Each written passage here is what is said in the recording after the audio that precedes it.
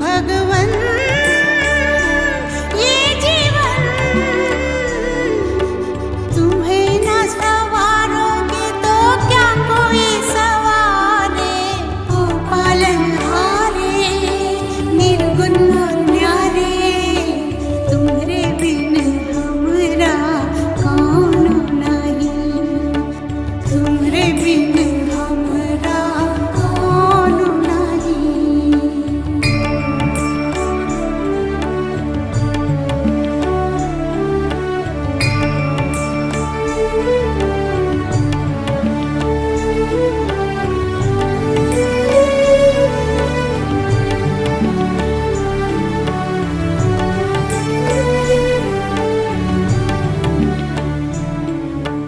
जो